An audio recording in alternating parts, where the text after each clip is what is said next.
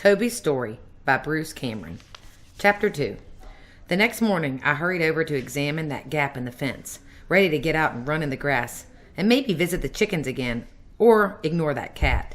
But to my surprise, no matter how hard I pushed my nose against the wire, it would not budge. The gap was gone, and Walt's scent was painted all over the place. I had to be content with chasing Titus and Tabitha around the pen. That was fun, but not as much fun as running outside, where there was more room and more to smell. When would I get outside again? About that time, my mother began to grow restless when we'd snuggled up to her and feed. Once or twice, she was even up and moved away from us, leaving us yipping for more. On one of those days, Walt came into the pen with a bowl in his hand. Something in those bowls smelled exciting. It made my tail wag eagerly. When Walt set the bowls down, I dashed over to investigate one of them. Instead was a soft brown mush. I stuck my nose into it and sniffed hard. Then I had to squeeze and shake my head to get the brown blobs off my muzzle. Titus licked my face to help get it clean. My other brother and sisters were sniffing and licking the stuff in the bowl. I saw Tess bite at it. That seemed like a good idea. So I shook Titus off, stuck my head back into the bowl, and took a bite. It was awesome. Eating rather than drinking was a little strange at first, but the mush tasted so good. I didn't want to stop. When the bowl was empty, there was mush on my nose and feet and fur and on the grass beneath my paws, but there was some in my belly as well. The next day, Walt brought more of the mush, and we all knew what to do right away. And once the bowls were empty, he did something even more exciting. He opened the gate to our pen. We dashed outside, bumping into each other in our eagerness to explore. Something was waiting for us in the grass. A black, squarish sort of something with 4 wheels. It was not much bigger than we were, but it was definitely not a puppy.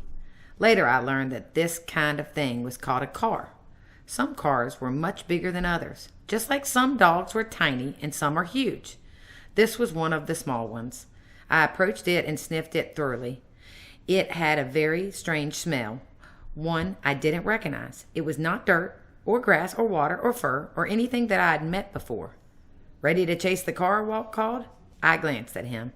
He was standing holding a little shiny black box with both hands. What did he want us to do? I would eat again if that was what he was saying. Then, to my astonishment, the car moved. I was shocked. I was pretty sure it was not alive. It had no animal smell to it at all. So how could it move like that? It lunged forward and then stopped. It did the same thing again. Then it seemed to decide what it wanted, and it zoomed ahead, bumping over the grass. I barked at it. So did my littermates. Then suddenly I knew what I was supposed to do next. This thing, whatever it was running away. I had to chase it. That's what you do to things that run. You chase them. All of my brothers and sisters had the same idea. Barking and yipping, we raced over the grass after the car. Walt stood nearby. He seemed to be interested in the car too, because he kept pointing the black box at it. But Walt didn't chase the car for some reason. That was my first hint that people don't always understand how to have fun. They need dogs to show them. I hoped the cat was watching so she would know what to do next time. The little car might not even be alive, but it was still very clever. It zipped and zoomed this way and that, turning sharply left or right just when one dog or another was about to catch it. Even our mother came out of the pen and joined in the chase. How perfect! How amazing! There was wind in my face, bringing that remarkable smell to me, and all my family was here, and we were chasing something that was running. There was only one problem. My feet had started to itch, and itch, and itch. I had to stop running to shake them. Then I dashed forward again. For a few steps, the cool grass felt good against my pads. But then the itching started up again, worse than ever. I had to sit down and nibble at one of my front feet. Then I had to flop down on my side so that I could get a back foot in my mouth and chew on it. The chewing helped the itching, but as soon as I stopped, it started up again. I saw that the car had stopped moving.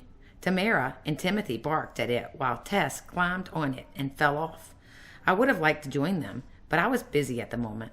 Walt came over to sit down next to me. "Something wrong with your feet, little guy?" he asked me. "Did you get something stuck in them?" He picked me up and held me upside down so that he could look at all of my feet. I didn't like being held that way, but I did like Walt, so I didn't try to wiggle free. He said. I don't see anything, and he put me back down on the grass. The car had clearly not finished playing because it started moving jerkily forward again. I went back to chasing it, but it was not as much fun as before because I had to keep stopping to gnaw at my feet, trying to get the itch to go away.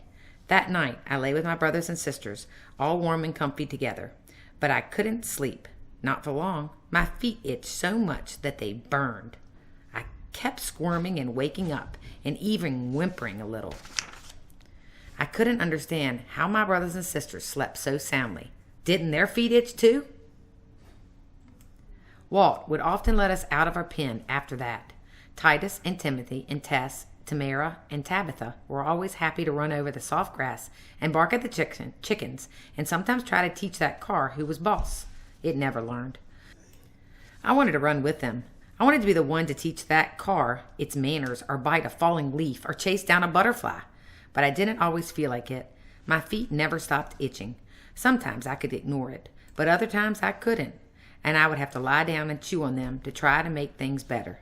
One day when I was lying in our pen, nibbling at one of my front paws, some new people arrived. A man and a boy got out of a big car, not one of the kind that was good to chase, and walked over to us. Walt was with them, and he opened up the gate and let my brothers and sisters onto the yard. The car was there waiting for them, and it zoomed ahead while they barked with excitement and tore after it, tails waving. I did not feel like chasing the car. I had not gotten much sleep the night before, since I had to keep waking up to chew on my feet. I was too tired to chase. I almost felt too tired to be happy. My mother came over and nudged me with her nose.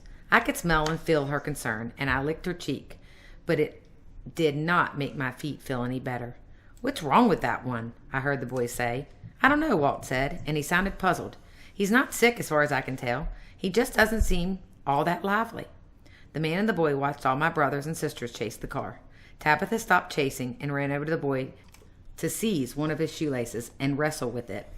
The boy sat down in the grass, laughing, and Tabitha jumped up to lick his face. "This one," the boy said to his father. "Think she'll make a good hunting dog?" the father asked. Walt chuckled. "Never seen a beagle yet that wasn't," he answered. They all love to chase down anything that moves. It's bred into them. The man and Walt talked a little more, and then the boy scooped up Tabitha in his arms and held her snugly as they walked back toward the car. I lifted my head and watched them go. My mother barked once and then sat down next to me. Tabitha was going with this boy, I realized. She would not be coming back. My sister had been part of my family, but at that moment I understood that things had changed. She belonged to a new family now. It was a little sad, but it was right, too.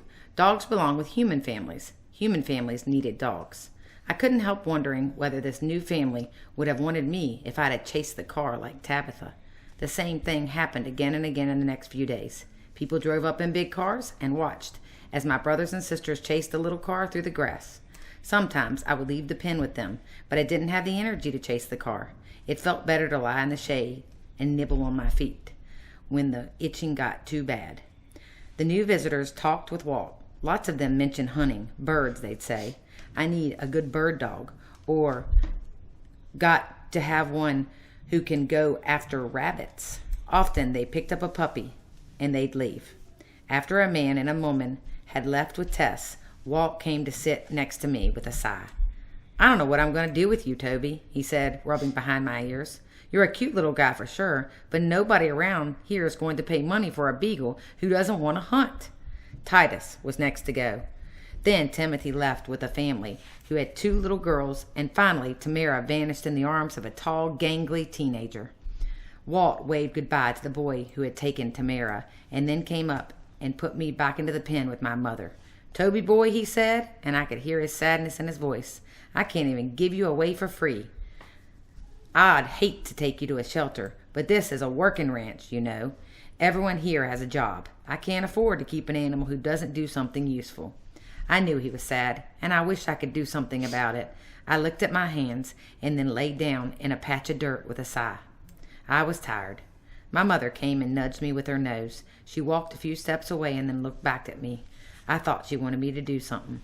What was it? She came back to nudge me again. This time she ran away. Once again she stopped and looked back. I knew what she wanted now. Every dog knows the signal for chase me. Was she trying to tell me that if I could only run, I could belong to a family now? But I was too busy to run just then. One of my back feet itched and burned. I needed to lick it and bite it, as if the itch were an enemy I could drive away if I was mad enough. I couldn't chase my mother. After a few moments, my mother returned to my side. She lay down next to me, curling her body around me. It felt good, and I itched into her. She licked the top of my head. I loved being with my mother. I loved her closeness and her smell and her warmth, but I knew deep down that I should belong to a human family, just like my brothers and sisters. What if I never found my human family? What if nobody wanted me?